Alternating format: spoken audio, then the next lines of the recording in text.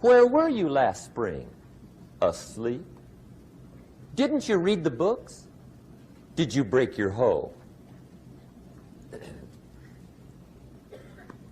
Let me give you 7 key points to the law of sowing and reaping. Let's tick right down through the list of 7, and it'll be break time.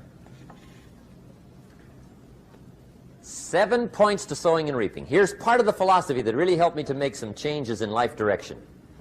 Number 1, the law of sowing and reaping is negative. That's number 1, which simply means if you sow bad, you reap bad. Now, this is kind of 3rd grade, but it doesn't hurt to go over the basics. If you plant thistle seeds, you don't get pumpkins. Honest, no use looking for pumpkins. John says, how come no pumpkins? Come on, John. The law's negative. That's how come. Now, here's number 2. The law's positive, which simply means if you sow good, you reap good. If you plant pumpkin seeds, you don't get thistles. Not from pumpkin seeds. Mother Nature won't pull tricks on you over in the corner snickering, pushing new thistles and you planting pumpkin seeds. She won't do that. You will get pumpkins from pumpkin seeds, and the reason is because the law is positive. Now, here's number 3. I got excited when I found out the full dimension of this. See, you do not reap what you sow, but rather you always reap much more than what you sow. So the 3rd key word is more. You don't get back what you put out. You get back much more than what you put out. And it works both positive and negative. On the negative side, it said, if you sow to the wind, you reap the whirlwind. So you've got to get ready for that, or you will be naive. See, anybody can, whether you will or not. See, that's the question. And here's a good question to ask. We are all buying somebody's plan. The question is, whose? Who's got you talked into doing what you're doing? Who's got you talked into your present plan? See, 10 years from now, you will surely arrive. The question is, where? But see, anybody, if you want to, can go searching for a good plan, pick it, and start working it. And sure enough, as the time passes, as it surely will 5 years from now, 10 years from now, then you'll be winding up wearing what you want to wear, driving what you want to drive, living where you want to live, become what you want to become. But now's the time to fix the next 10 years. And who can? Anybody. Here's number 6. The 6th key to sowing and reaping. This is leveling with you now, as we promised to do. There's one thing better than the truth, and that's the whole truth. And here's part of the whole truth of the law of sowing and reaping. Number 6 is, you could lose. There are times when you just lose, no matter what you do. It's that kind of planet. You reap what you sow, yes, but... What does that mean, yes, but? Well, the farmer plants his crop in the spring, takes care of it all summer, loves his family, works 10, 12 hours a day, 6, 7 days a week, is an honorable man. Come fall, he's got a beautiful crop, and he deserves every bit of it. But the day before he sends the combines into the field, a hailstorm comes along and beats it all in the ground, which means you lose. Somebody says, well, what did he do wrong? Answer, nothing. It's just that kind of planet. Sometimes it's going to hail on your crop and rain on your parade, so you got to get ready for that or you will be naive. That's just part of the life arrangement. And don't press me why. I was not in on some of the original decisions here, so I don't know how it got set up. But there's just times, sometimes you lose. That's part of life. But now here's number 7. The 7th key to sowing and reaping. And it goes like this. It's just another way to quote the same law. And it goes like this. If you don't sow, that's just another way to quote the law. If you don't sow, what? You don't reap. You don't even have a chance.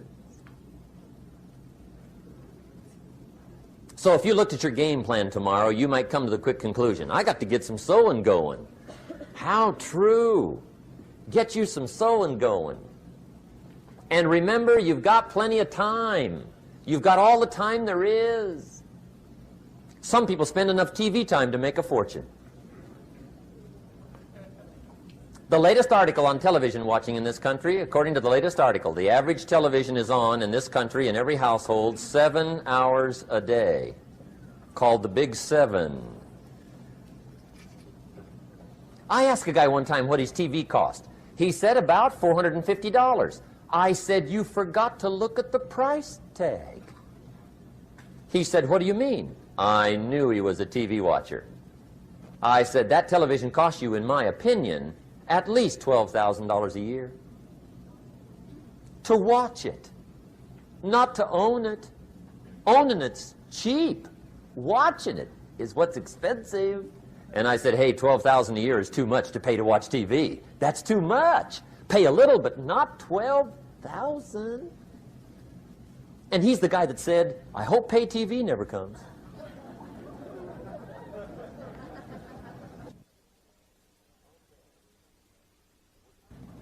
Okay. We're trying to cover an awful lot tonight, I realize that. But my time schedule is such that we just have to sort of give it all to you and let you sort the rest out. I wish we had plenty of time for questions and answers and that whole thing, but our time is just limited. But we are trying to go through an awful lot, I realize that. But looks like everybody's getting it. This is about the note-takingest crowd I've seen in a long time. Incredible. Does anybody have 5 pages yet? Anybody? Oh, fantastic. Incredible. Okay. Maybe you heard the story about the preacher down in Texas, southern part of the country. He was an evangelist back in the horse and buggy days. And he was very good at being an evangelist, and a lot of people used to come and hear him preach. And one day he put up his tent in one of these Texas towns and expected a big crowd as usual, come hear him preach. And he got there, first night of the tent revival, walked in. 7:30, time to start. And to his surprise, the tent was empty. He thought, well, something must be drastically wrong. So he waited till 7:45, nobody showed up. 8 o'clock, zip. Finally, 8:15, one lone cowboy wandered up on his horse, tied his horse up outside, came in, sat down on the front bench, right, waiting for something to happen. The preacher thought, well, at least I better go down and talk to the cowboy. So he walks down, talks to the cowboy, and he says, cowboy, I'm the preacher. And he said, I don't know what to tell you. Something's gone wrong. He said, this tent was supposed to be full of people. He said, I'm embarrassed. He said, you're the only one that showed up. And he said, I really don't know what to do. And the cowboy said, well, I'm not a preacher, so I really can't tell you what to do. You know, he said, I'm just a cowboy. But he said, I know this, if I went out to feed my cattle and only one showed up, I'd at least feed it. The preacher thought, hey, the cowboy is right. If you've got a good idea to share, you should share it, if there's 1 or 1,000. So he got kind of inspired by this conversation, and he jumped up on the platform and started to preach, as if the tent was full of people, just exploded. And he went for an hour and 15 minutes, just kept rolling. Finally, he quit. And when he finished, he came down off the platform, talked to the cowboy again. Says, well, cowboy, what did you think of my sermon? And the cowboy said, well, I'm not a preacher, so I really can't tell. You know, he said, I'm just a cowboy. But he said, I know this. If I went out to feed my cattle and only one showed up, I'd feed it, but I wouldn't dump the whole load on it.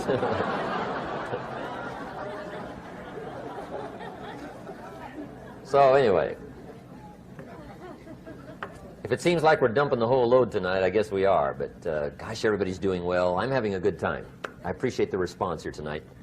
Okay, the next subject is setting goals. Let me show you what turned my life every way but loose. Mr. Schoaf dropped this idea on me, changed me completely. Setting goals. Here's what can easily happen if you don't set goals. It's easy to let life deteriorate into making a living instead of designing a life. And we all have a choice: make a living or design a life. It's easy to get trapped by economic necessity and settle for existence rather than substance. That's easy. But the best advice I can give you on how to break out of that trap is to learn how to set goals. Mr. Schoaf put it to me this way. He said, Jim, if you had enough reasons, you could do the most incredible things. I never forgot how he put that. If you have enough reasons. See, reasons will change your whole life. Mr. Schoaf said to me, he said, Mr. Rohn, I think you've got plenty of intelligence, you've got plenty of talent, you've got plenty of ability. Probably what you lack is plenty of reasons. He said, I don't think your current bank balance is a true indication of your level of intelligence. I was happy to hear that. He said, I think you're much smarter than your present bank balance indicates. And that turned out to be true. I was much smarter. But of course my first question was, well then why isn't it bigger? And he said, you don't have enough reasons. You've got enough intelligence, but not enough reasons. So see, reasons can change your life. Here's what else I found out. Reasons come first, answers come second. You don't get the answers to do well till you get the reasons. Life has a mysterious way of hanging on to all the answers and only gives them up to the people that are inspired by reasons. So reasons make the difference in how your life works out. Now, what are some of the reasons for doing well? Let's go through a quick list called Reasons for Doing Well. First is personal reasons. Some people do well for recognition. Some people do well for respect. Some people do well for the way it makes them feel. They love the feeling of being a winner. Those are good reasons. I have some millionaire friends that keep working 10, 12 hours a day, making more millions. And it's not because they need the money. It's because they need the joy and the satisfaction and the pleasure that comes from being a constant winner. And see, it's not just the money anyway. It's the journey, not the money. Once in a while somebody says to me, boy, if I had $1 million, I'd never work another day in my life. That's probably why the good Lord sees to it they don't get their million, right? They'd quit. They'd quit. Okay. Next is family reasons. Some people do extremely well for other people, and that's powerful. Human beings can greatly affect each other. Sometimes we will do things for somebody else we will not do for ourselves. We're made that way. I met a man one time who said, Mr. Rohn, to do all the things I want to do with my family around the world, he said, I got to have at least $250,000 a year. I thought, incredible. Could a guy's family affect him that much? And the answer is, of course. How fortunate are the people that find themselves greatly affected by somebody for personal achievement. And we are affected. The writer of a recent song said, if not for you, the winter would hold no spring, couldn't hear a robin sing. I just wouldn't have a clue if not for you. so we can be affected.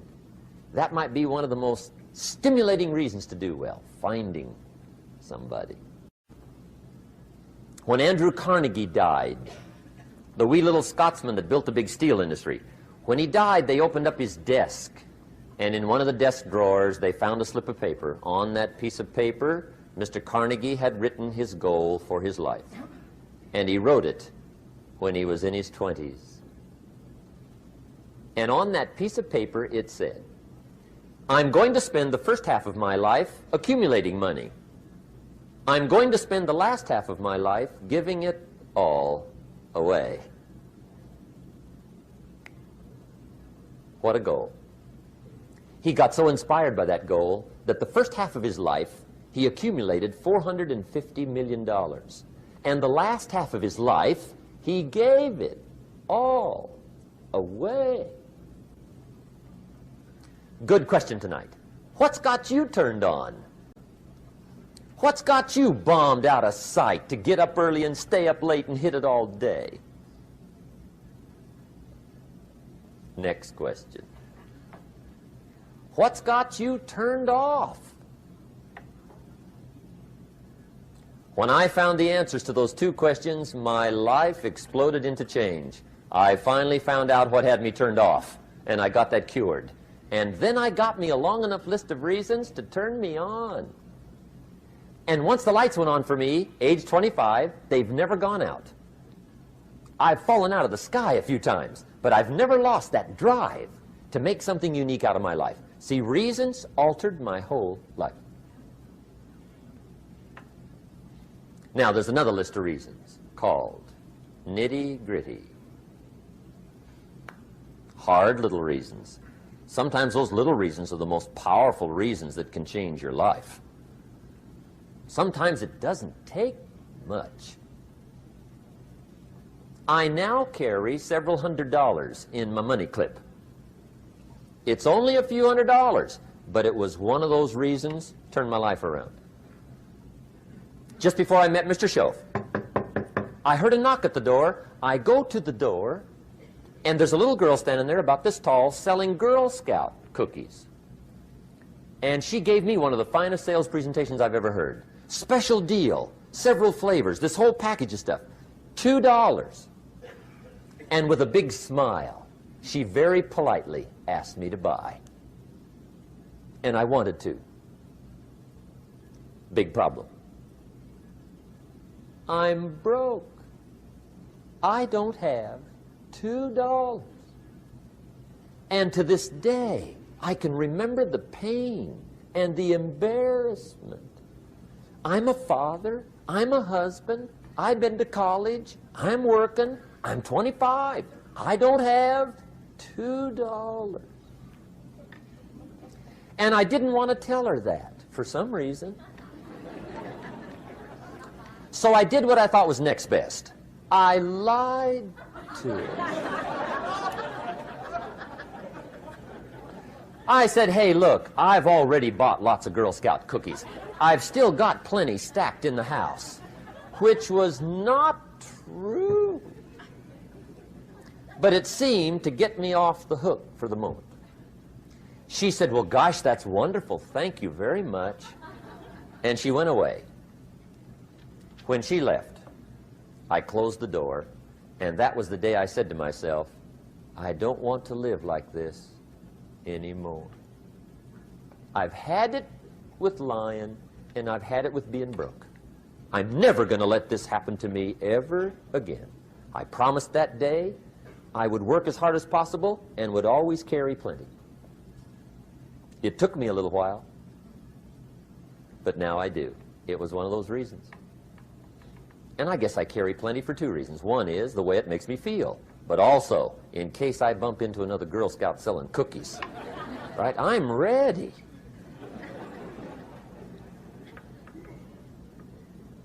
I walked out of the Bank of America one time up in Saratoga, California, where I used to live. Two little girls selling candy right outside the bank. Good place. Some girls' organization they're working for, right? I come walking out of the bank.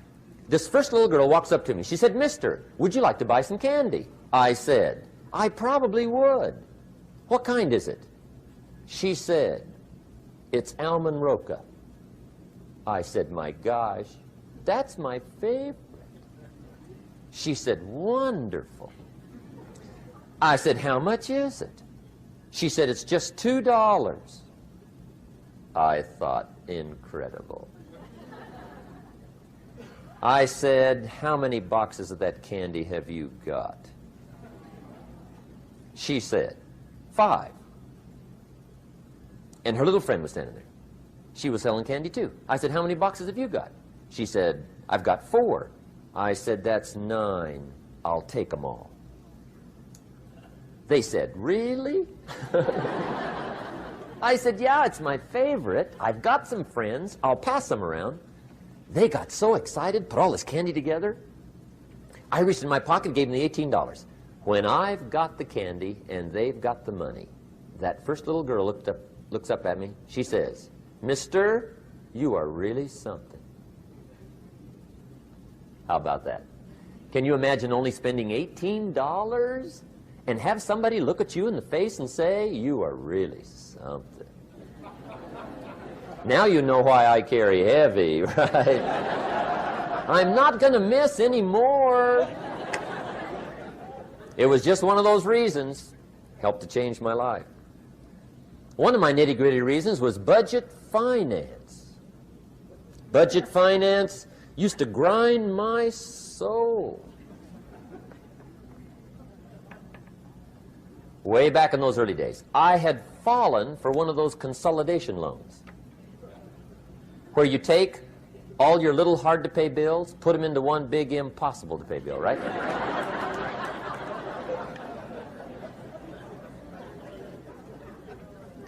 I would get 4 or 5 payments behind. This one guy used to call me day and night.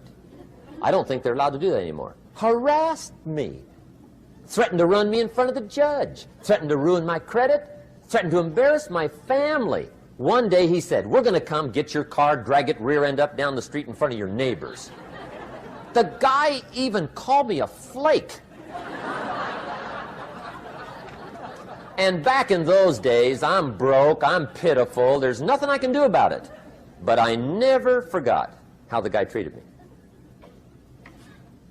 And when I met Mr. Schoaf, and I got my life straightened out, and the money started to flow, that was one of my first projects, budget finance. I poured it on day and night. I finally put all the money together I owed him, which was considerable. I picked a day for the payoff. And when the payoff day came, I put the money in small bills in a big briefcase. And I walked into the budget finance office on Wilshire Boulevard in Los Angeles. The guy who harassed me so often, his desk was about 3 back. I walked right up to his desk, startled him. He wondered what I was doing there. It was the first time I'd been there since I'd borrowed the money, right? Without saying a word, I opened up this briefcase, dumped this pile of money all over his desk. I said, count it. It's all there. I will never be back. And I turned around and stormed out. Now, that might not be noble, but if you haven't tried it, you've got to one time.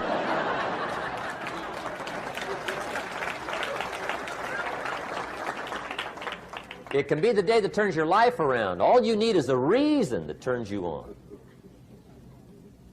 One of my dear friends, Robert Depew, Bobby used to be a school teacher in Lindsay, olive capital of the world.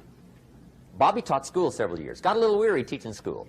One day decided he wanted to get into sales. So without telling anybody, he just up and quit his job teaching school and jumped into sales. When he did, his brother made fun of him, laughed at him, put him down, said Robert's lost his mind. Had a good job teaching school, now he thinks he's a salesman. He's going to go down the drain, lose everything. Just put him down something fierce. Bobby said, the way my brother acted when I got into sales, he said that made me so mad, I decided to get rich. And my question for you tonight is, Is it possible to get that mad? Of course. Wealth is not a matter of intelligence. It's a matter of inspiration. Today, Robert happens to be one of my millionaire friends. Bobby's rich.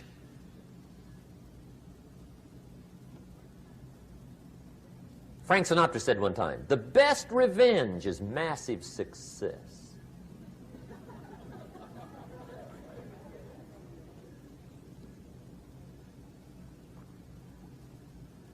Hey, get you a long enough list of reasons so that after tonight you never lack for inspiration.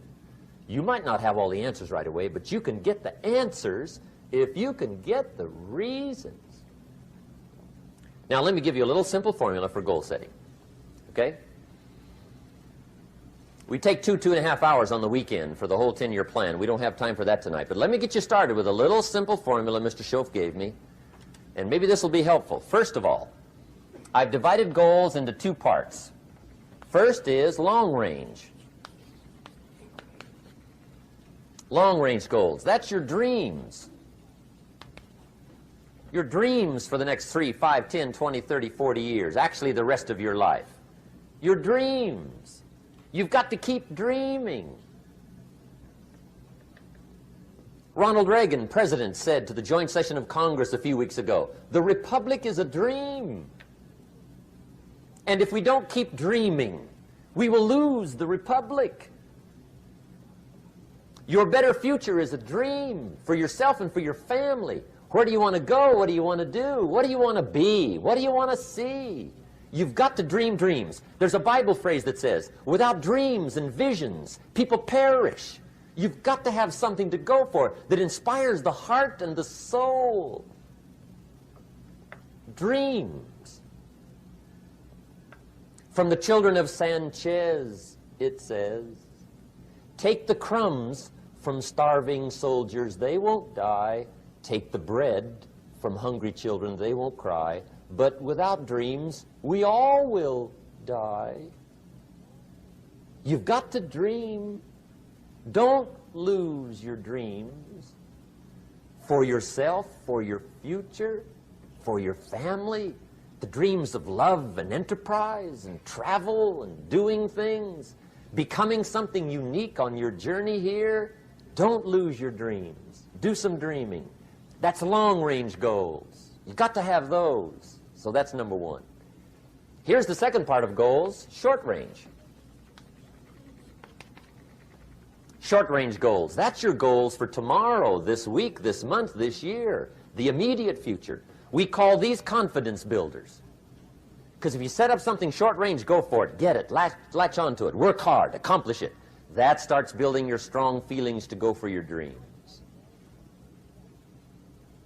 Now, I've divided goals into 3 categories. Here they are. Number 1 is economic. That's your goals for money, income, business, profits, production. Economics. Make sure you've got your economics well planned. Economics plays a major role in everybody's life. Economics is major, which means it ought to be meticulously well planned for tomorrow, this week, this month, this year, long range. What if you asked somebody tomorrow if you could see their meticulously well-planned list of economic goals? What would they probably say? They'd say, you some kind of a nut? You must be weird. Hey, I found out what success is. Success is doing what the failures won't do. Make sure you've got your economics well planned. It'll put you in the top 5%. One of the key little subjects we talk about on the weekend is the 7 fundamentals for wealth and happiness. And that's one of them, well-planned economics. It's a fundamental if you want to do well. Join the top 5%. Anybody in this room can join the top 5%, if you will. Okay. Now here's the second category of goals, things.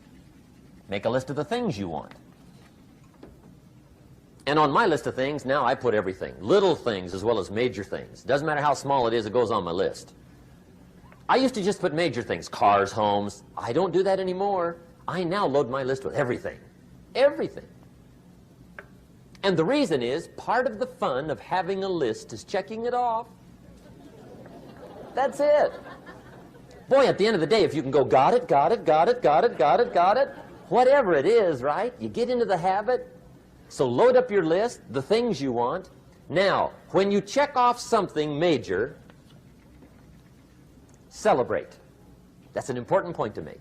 Celebrate your achievements. Live it up. Have a party when you reach something you've worked for a while. See, we all grow from two experiences. One is called the pain of losing. The other one is called the joy of winning. We need both of them. Amplify them as much as you can, which also means make losing painful. If you set up something, fooled around, didn't get it, put it on yourself. On the other side, if you did get it, congratulate yourself. Self-congratulations is a sign of maturity. Seeking congratulations is a sign of immaturity. But hey, winning and losing, see, that's what it's all about. That's the name of the game. Now, some people lead such mediocre lives, at the end of the day, they don't know whether they're winning or losing. They got no clue. Guy's just going through the day with his fingers crossed. There's a better way. Okay, here's the third category of goals, personal development. Put those goals together. Personal development goals. That's your goals to be stronger, more decisive, be a speaker, be a leader, learn a language, all kinds of skills. Okay? The whole weekend seminar was designed to improve all your skills so that you walk away more skillful. And that's what you want, the personal development skills. That's what attracts, that's what brings good things to your life, the person you become more skillful. Now, this is quite a package to work on. Economics, things, personal development. For tomorrow, this week, this month, this year, long range. Okay? That'll get you started. Now, here's the simple formula for setting goals. It goes like this. A, work on your goals. That's step one. Work on them. And I put the word work there deliberately. Setting goals is plain hard work. I don't want to kid you. We haven't come here tonight to kid each other. It's work. I know it's work. That's why a lot of people just let it slide. It's work. Many people work hard on their job, but they don't work hard on their future. They just let that slide. And the work involved is making plans. I know most people don't. I understand that. But don't let that be you. Guy says, well, yeah, you work where I work, but the time you struggle home, it's late. You've got to eat a bite of supper, watch a little TV, get to bed. You can't sit up half the night. Plan, plan, plan. And the guy's behind. Good worker, hard worker, sincere. But you've got to be better than sincere, working hard. You've got to be better than a good worker. You've got to be a good planner.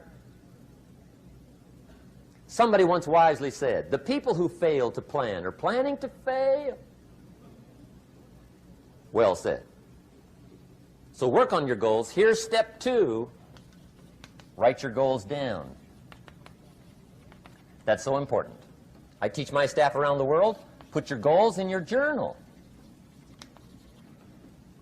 Because one of the major people you want to study is yourself.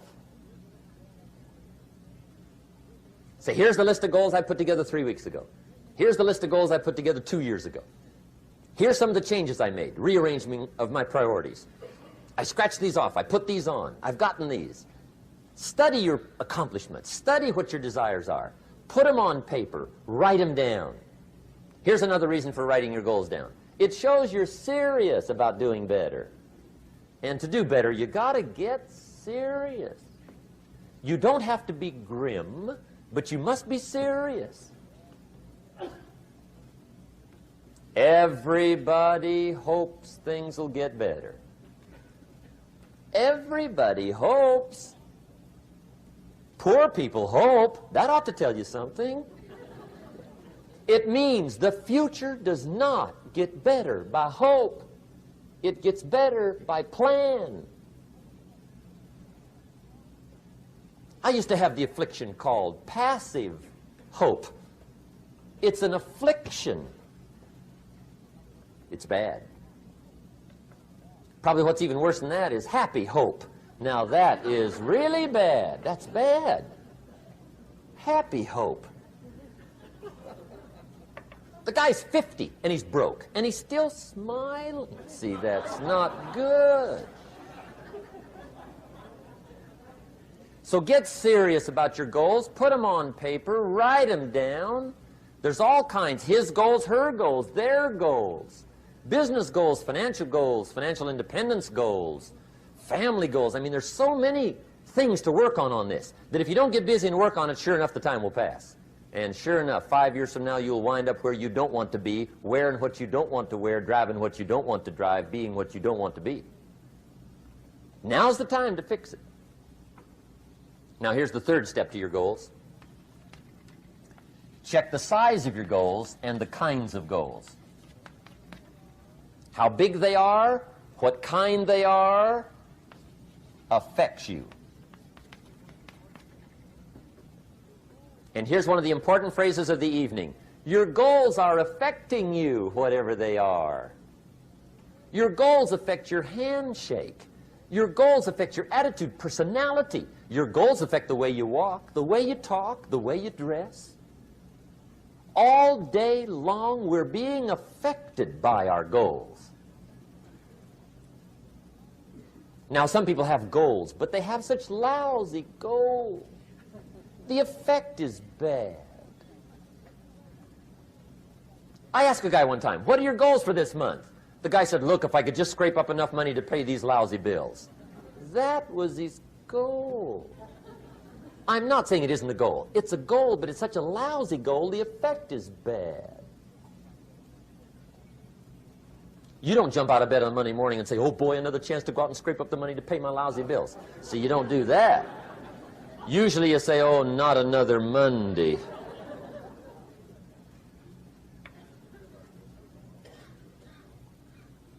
And some people have so given up on life, they have joined the thank God it's Friday club. How sad. Surely those are the same people, when life is over for them, will say, thank God it's over. Let me give you a Bible philosophy that teaches how to get whatever you want. That's the title of the next set of notes. How to get whatever you want. From the Bible. Now again, I'm an amateur when it comes to the Bible. I'm not a pro. But this I can quote, and I think that'll be sufficient. How to get whatever you want. Here's what it says if you're ready. It says, ask,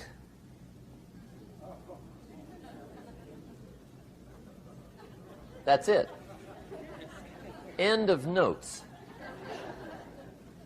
Ask. If there's one art in life to learn extremely well, that's got to be one of them. The art of asking. What does ask mean? Ask means, what do you want? And the formula is staggering. It says ask and what? A guy ought to look into that.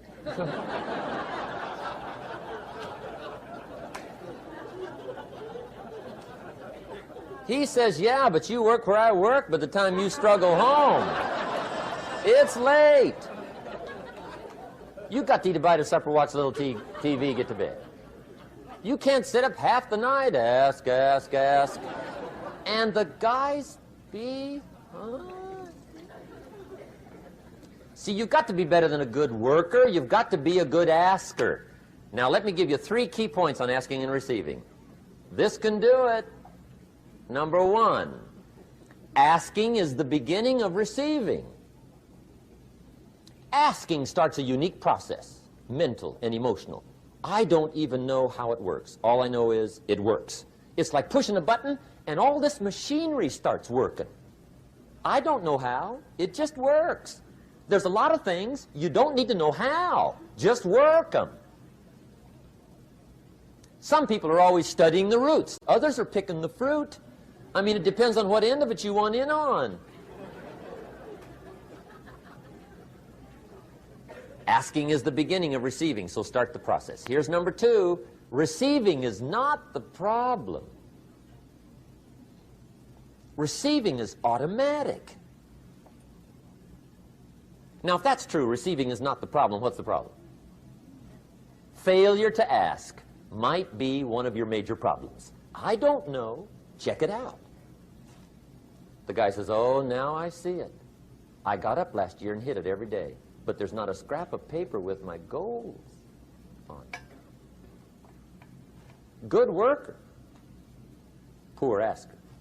So you got to change that. Here's number 3. Receiving is like the ocean. There's plenty, especially in California. It's like an ocean here.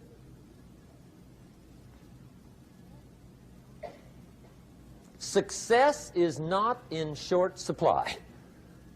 It isn't rationed, and you stepped up to the window and it was all gone. No, no, no. It's like an ocean here. Now, if that's true, what's the problem? Well, some people go to the ocean with a teaspoon. Have you got the picture? See, what you want to do in view of the size of the ocean is trade your teaspoon for at least a bucket, and you'll look better down at the ocean. Kids won't make fun of you, right? Okay.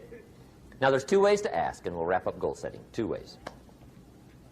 Here's number 1. Ask with intelligence. It didn't say ask intelligently, but I'm sure it meant that. Don't mumble. You don't get anything by mumbling. Be clear. Be specific. Intelligent asking means how wide, how high, how soon, when, what size, what color, how much. Define what you want and describe what you want. That's powerful. In the weekend seminar we teach, goals become like a magnet. They pull you that direction. And the better you describe them, the more they pull. So ask intelligently. Here's number 2. Ask with faith. That's the childish part of the equation. Believe you can get what you want like a child. Not an adult. Adults are too skeptical. So the formula really reads, make plans like an adult and believe in them like a child. And the most incredible things will happen. Just try it for 90 days. Just try it. You can always go back to the old ways. Just try it. Just 90 days, 90 days. Now, here's the last qualifying phrase on goal setting, as we promised to qualify everything. And it simply goes like this. Remember, you won't get everything you want.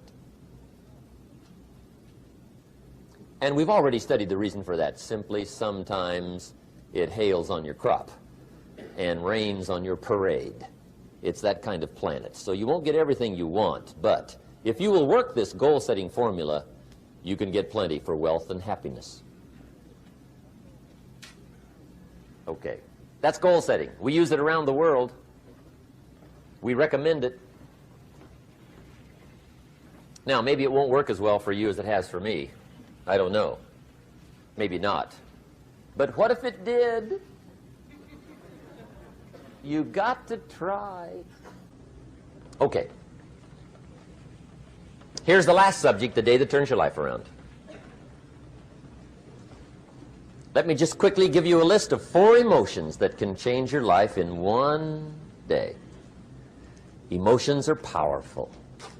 Sometimes it doesn't take much to alter your whole life direction.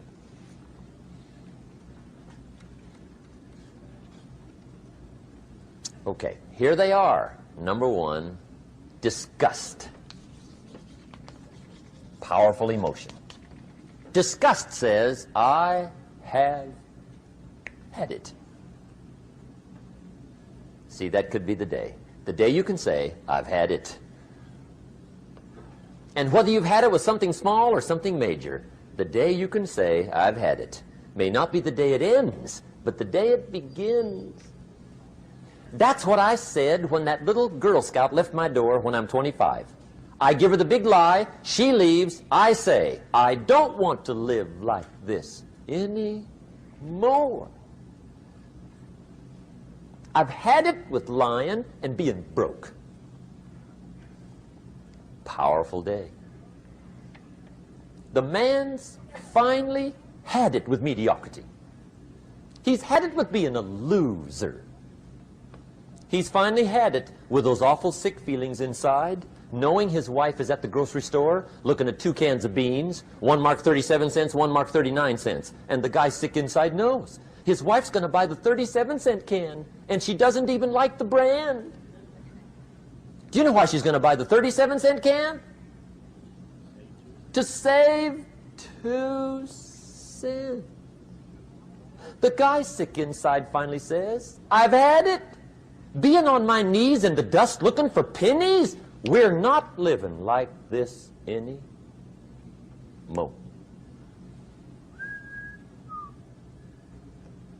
Could be the day that turns your life around.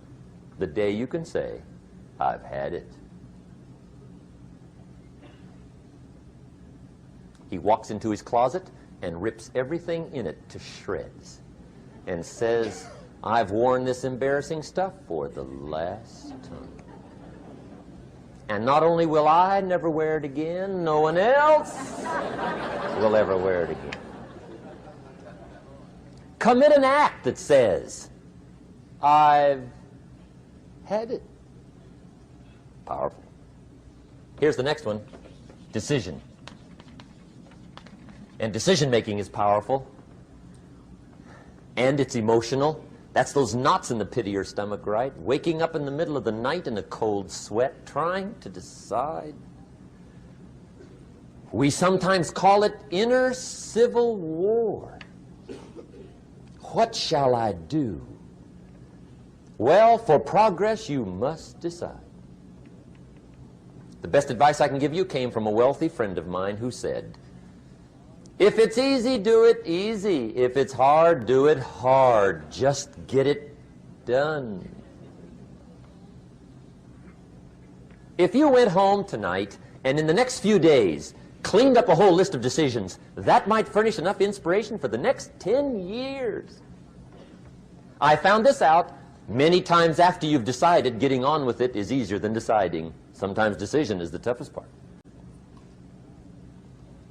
Here's the next emotion, desire, wanting to bad enough.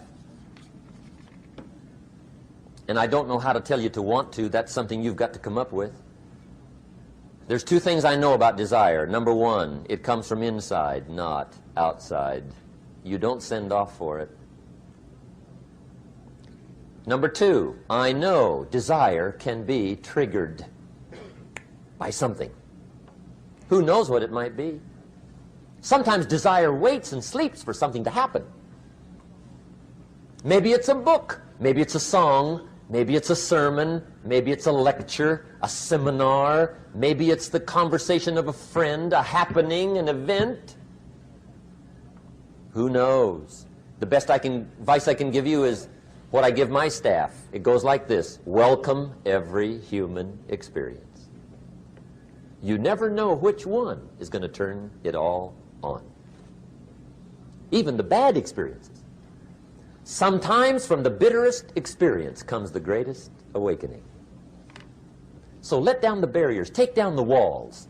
The same wall that keeps out disappointment keeps out happiness. Let life touch you. Don't let it kill you, but let it touch you. Here's the last one. This one's powerful. Resolve. Resolve says, I will. 2 of the most powerful words in the language. I will. Benjamin Disraeli once said, "Nothing can resist a human will that will stake even its existence on the extent of its purpose." Shortly put, I'll do it or die. See, that's powerful. That could be the day that turns your life around. The world has a strange way of stepping aside when somebody says, "I'll do it or die." The man says, "I will climb the mountain. They've told me it's too high, it's too far, it's too rocky, it's too difficult, it's never been done before, but it's my mountain, I will climb it. Pretty soon you'll see me waving from the top, or dead on the side, because I ain't coming back."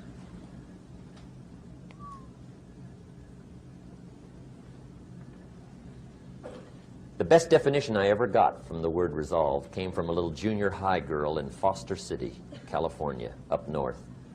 I'm talking to the junior high kids one day. I love to ask kids definitions. They come up with beauties. I got to the word resolve and I asked, "Who can tell me what resolve means?" And I got several hands, and they were all pretty good, but the last one was the best. Little girl, about 3 rows back, held up her hand. She said, Mr. Rohn, I think I know what resolve means." I said, "Darling, what do you think it means?" She said, "I think it means promising yourself you will never give up." I said, "That's it. Webster, stand aside. That is the definition.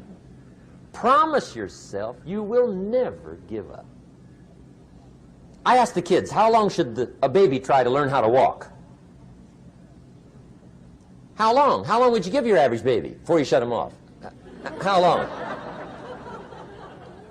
See, any mother in the world would say, "You're crazy. My baby's going to keep trying until it learns how to walk." What a magic formula. Now let me show you what triggers all emotions into activity that brings results. And results is the name of the game. Here it is. Action. Finally, you must do something about how you feel. Jesus, the master teacher, said, "Don't just be listeners, be doers." The world admires the doers. Whatever it takes to get you to try harder, read more, set your goals, and go for it. Here's the next attitude disease. Overcaution. Some people never will have much. They're too cautious. Now, you can also be too reckless, but you can also be too cautious. This is called the timid approach to life. And my caution was always the risk. Risk used to drive me right up the wall. I used to say, what if this happens? It's called the language of the poor. What if this happens? And on top of that, if this was to happen, look at the fix I'd be in. I better not try. I could always ace myself out. Then I'll tell you what changed my whole life when I finally discovered it's all risky. The minute you were born, it got risky. If you think trying is risky, wait till they hand you the bill for not trying. If you think investing is risky, wait till you get the tab for not investing. See, it's all risky. Getting married is risky. Having children is risky. Going into business is risky. Investing your money is risky. It's all risky. I'll tell you how risky life is. You're not going to get out alive. That's risky. The Englishman says, well, if that's the way it's going to work out, let's give it a go. Right, that's what it's for. Give it a go. Somebody says, yeah, but I'm looking for safety and security. Fine, then huddle in a corner. We'll cover you with a sheet, bring you 3 meals a day. And we'll protect you, feed you, look after you, care for you. We won't let anything happen to you. And you'll probably live to be 100. The guy said, well, yeah, I'd live to be 100. But what a way to live. Right. What a way to live, safe and secure. Don't ask for security. Ask for adventure. Better to live 30 years full of adventure than 100 years safe in the corner. And see, it's not important how long you live. What's important is how you live. Here's the next attitude disease. We're almost through with this motley list. In fact, we're almost through. Hang on. The next one is pessimism. Pessimism, the deadly disease of always looking on the bad side, the problem side, the difficult side, checking all the reasons why it can't be done. The poor pessimist leads an ugly life. He doesn't try to figure out what's right. He tries to figure out what's wrong. He doesn't look for virtue. He looks for faults. And when he finds them, he's delighted. How ugly. This is the poor guy who looks through the window, doesn't see the sunset. He sees the specks on the window.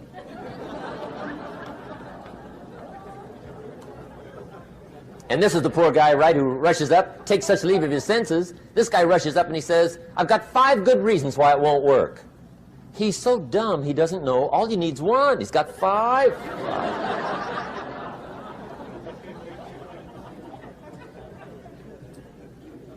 To the pessimist, the glass is always half empty. To the optimist, the glass is half full. Why would the same measure affect people 2 different ways? Answer, it all depends on how you look at it. Our lives are mostly affected by the way we think things are, not the way they are. The way we think they are affects us most. There's a subject we don't have time to get into tonight called better thinking habits. One of the major things Shove taught me when I met him, he said, poor thinking habits keeps most people poor. Not poor working habits. Most people work hard, but they don't think hard. And Shove taught me that the mind is like a factory, a mental factory. And whatever you think about all day long pours ingredients into this mental factory. And that's what builds the economic, social, financial fabric of your life. He quoted me a Bible phrase that says, as you think, so you become. How awesome. When he talked about poor thinking habits, he had me. I used to start the day reading the morning newspaper. I mean, you can believe that or not. I'd get a cup of coffee and read the paper. I'd load up on wars and riots and murders and stabbings and killings and bank robberies and muggings and car wrecks and tragedies. I'd even read the back pages. I seem to like that stuff for some weird reason. I'd load up on all that, and then I'd start the day. You can imagine the kind of days I used to have. You walk around on your financial knees. They call you economic peewee.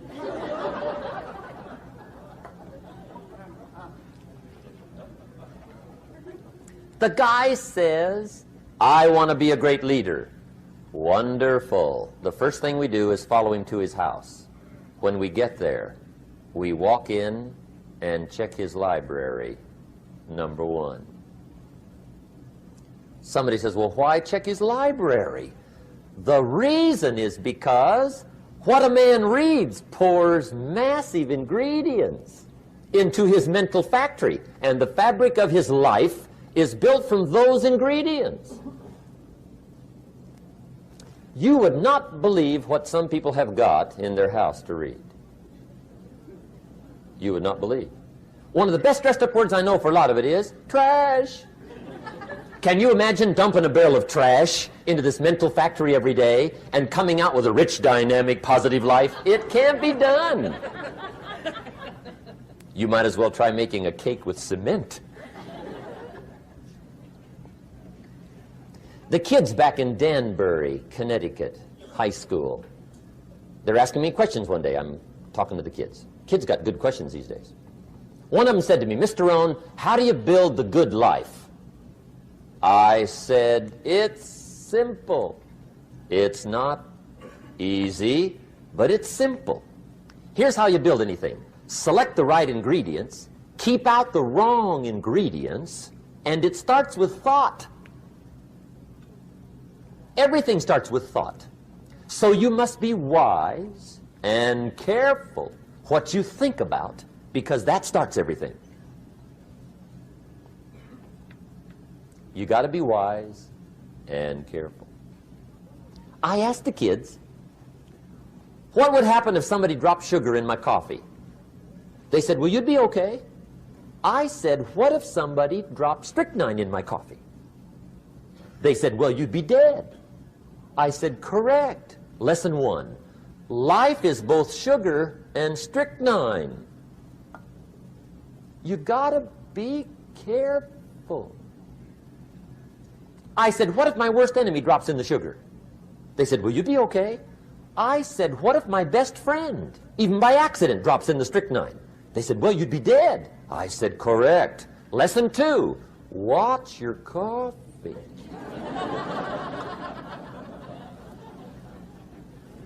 You got to be careful. See, it doesn't matter who hands you the bad stuff. It doesn't matter where you get the bad stuff. It'll still do its damage on your bank account, wherever you get it.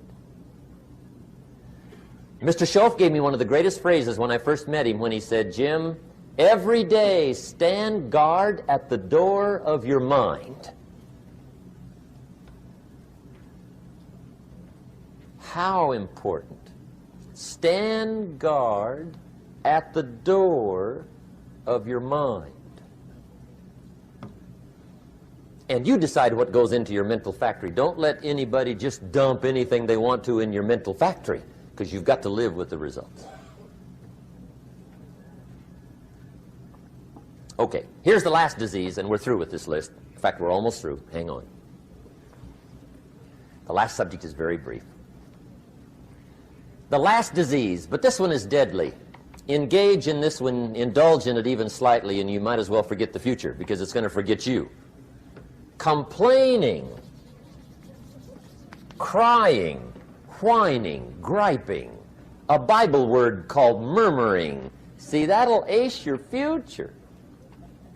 Spend 5 minutes complaining, and you have wasted 5. And you may have begun what's known as economic cancer of the bone. Surely they will soon haul you off into a financial desert and there let you choke on the dust of your own regret. I hope I said that well, so you won't forget. It's a deadly disease. If you don't think it's bad, ask the children of Israel of Old Testament fame. Typical of us all, their story just happened to get in the book. Story says, children of Israel were slaves. God performed a series of dazzling miracles and got them out. And now they're heading for the promised land. Remember the story? Heading for the promised land. Tragedy of the story, they never got there. Reason. From day one, they started to complain. They griped about the water. They griped about the weather. They whined and cried and griped about the food. They griped about the leadership. They whined and cried because it was too far, too cold, too hot, too difficult, too miserable. I mean, they whined and cried for years. Finally, God said, I've had it, trip canceled. Or something like that.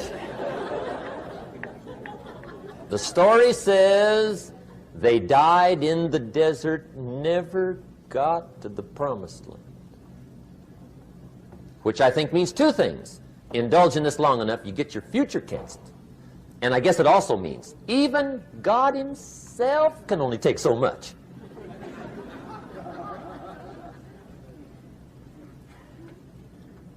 Okay. Just be on the lookout of the things that can destroy all the good you start. The war is on. And this evening, tomorrow, mentally, personally, socially, economically, you got to make sure you're winning the war. And this is part of it.